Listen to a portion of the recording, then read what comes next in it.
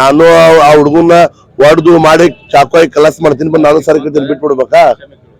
ಅವನು ಕಲಾಸ್ ಮಾಡ್ತೀನಿ, ಬಂದು ಕ್ಷಮೆ ಕೇಳಿಬಿಟ್ಟು ಮುಗಿದೋಯ್ತಾ ಸರ್? ಅಲ್ಲ, ನಿಮಗೆ ತಪ್ಪು ಕಲ್ಪನೆ. ಅವ್ ಮಾನಸಿಕ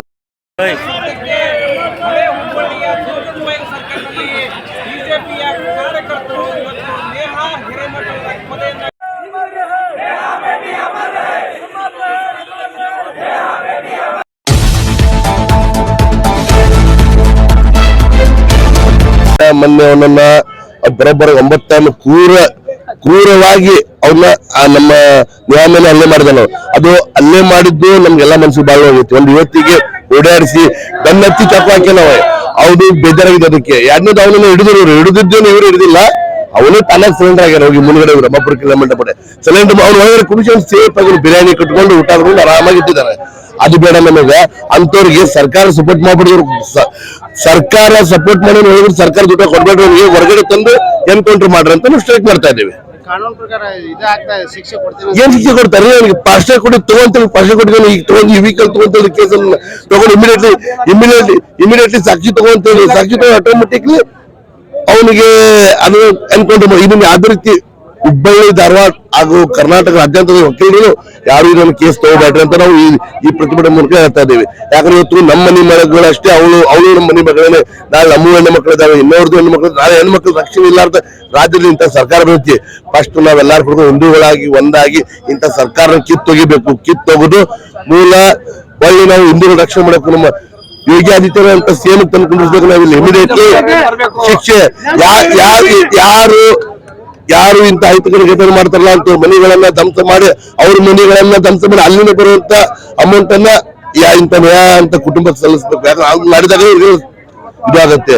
ಇಲ್ಲಿ ರೀತಿಯವರು ಕಂಡು ಕೂಡ ಎನ್ಕೌಂಟರ್ ಮಾಡುದು, ದಿನಕ್ಕೊಂದು ರೇಪ್ ಮಾಡುದು, ಮತ್ತು ಲವ್ ಮಾಡಿದ್ದು ಮದುವೆ ಹಾಕೊಳ್ಳೋದು, ಹಿಂದೂ ಚಾಕು ಹಾಕೋದು ಕಾಮನ್ ಆಗ್ಬಿಟ್ಟೈತಿ. ಆ ಜನಾಂಗಕ್ಕೆ ನಿಮ್ಗೆಲ್ಲರಿಗೂ ಗೊತ್ತಿರೋ ವಿಷಯ ಐತಿ.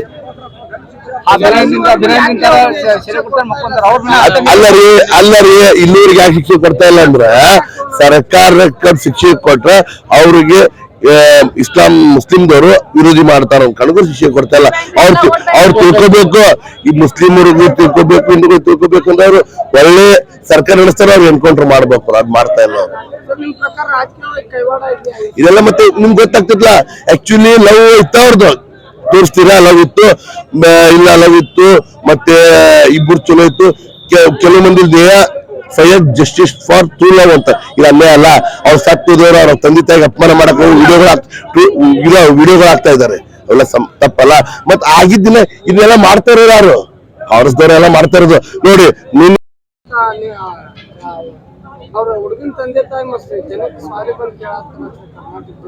ಯಾರು ಏನಂತ ಕೇಳಿದಾರೆ?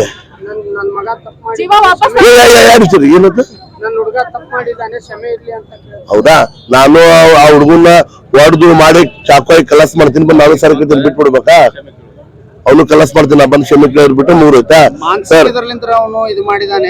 ಅಲ್ಲ, ನಿಮಗೆ ತಪ್ಪು ಕಲ್ಪನೆ. ಅವ್ನು ಮಾನಸಿಕ ಇದ್ರಲ್ಲ, ಅವ್ನು ಫಿಟ್ನೆಸ್ ಹುಡುಗರು. ಅವನು ಜಿಮ್ ಫಿಟ್ ಇದ್ದವನು ಮನುಷ್ಯ. ಅವನು ಏನ್ ಮಾಡಿದಾನೆ ಅಂದ್ರೆ ಚಾಕು ಹಾಕಿ ಕೊಂಡ ಮೇಲೆ ನನ್ನ ಮೈ ಮೇಲೆ ಬರ್ತಿ ತಡಿಬೇಕಂದ್ರೆ ನಾ ಮಾನಸಿಕ ತೋರಿಸ್ತಾ ಇದ್ದ. ಮಾನಸಿಕ ಇದ್ದ ತೋರಿಸ್ತಾ ಇಲ್ಲ. ಮತ್ತೆ ವಿಡಿಯೋಗಳೆಲ್ಲ ಅಲ್ಲಿಂದ ಬರಂತ ಫೋಟೋ ಅವ್ನ ಕಡೆಯಿಂದ ಬರಂತಲ್ಲ. ಮತ್ತೆ ಮಾನಸಿಕ ಇದಾನಂತೀರಿ ಅವನ್ನ. ಅದೇ ಅದು ಮಾನಸಿಕ ಇದ್ದ. ಅಪ್ಪಗವ್ರು ಹೊಡಿಬೇಕಿತ್ತು, ಅವ್ರ ಅಪ್ಪಗವ್ರು ಹೊಡಿಬೇಕಿತ್ತು. ಅವನು ಯಾಕೆ ಹೊಡಿಲಿಲ್ಲ? ಆ ಫೋಟೋ ಈಗಲೀಗ ಫೋಟೋಯಿಂದ ಅದೇ ಕಾಂಗ್ರೆಸ್ ಸರ್ಕಾರ ಮಾಡ್ತಾ ಇರೋದು. ಜನಗಳಿಗೆ ಗೊತ್ತಾಗ್ತಾ ಇದೆ ಈ ಕಾಂಗ್ರೆಸ್ ಸರ್ಕಾರ ಇಂಥವ್ರಿಗೆ ಸಪೋರ್ಟ್ ಮಾಡಿ ಈ ರೀತಿ ಹಲ್ಲೆ ಮಾಡಿದ್ರು ಸಪೋರ್ಟ್ ಮಾಡಿದ್ರು ಗೊತ್ತಾದಾಗ, ಹಿಂದೂಗಳ ರಕ್ಷಣೆ ಎಲ್ಲ ಗೊತ್ತಾದಾಗ ಅವರು ಅದಕ್ಕೆ 4 ತೀರ್ಚುಗಳನ್ನು ಕೊಡ್ತಾ ಇರ್ಬೋದು. ಲವ್ ಇತ್ತು, ನ್ಯಾಯ for fire justice for love ಅಂತ, ಟ್ರೂ ಲವ್ ಅಂತ ಈ ರೀತಿ ಮಾಡ್ತಾ ಇಲ್ಲ ಕಾಂಗ್ರೆಸ್ ಸರ್ಕಾರ. ಕಾಂಗ್ರೆಸ್ದವರೇ ಮತ್ತೆ ಬೇರೆ ಯಾರು ಮಾಡ್ತಾ ಇಲ್ಲ. ಮತ್ತೆ ಇದೆಲ್ಲ ಟ್ರೂ ಎಲ್ಲ ವಿಡಿಯೋಗಳು ಬಿಡುಗಡೆ ಬಂದಾಗಬೇಕು ಫಸ್ಟ್. ಎರಡನೇದವನಿಗೆ ಅರ್ಜೆಂಟ್ ಪೊಲೀಸ್ ಸೆಕ್ಯೂರಿಟಿ ಅಲ್ಲಿ ಅವನೇನಾದ್ರು ಫಾಸ್ಟಾಗಿ ಕೊಡ್ತಾರೆ, ಅವ್ರು ಎನ್ಕೌಂಟರ್ ಹಾಕೋ ಕೆಲಸಕ್ಕೆ ಶಿಕ್ಷೆ ಕೊಡುವಂತ ಪೊಲೀಸ್ ಇಲಾಖೆಯವರು ಇದ್ದಂತ ಸರ್ಕಾರದವರು ಮಾಡ್ಬೇಕು ಅದನ್ನ.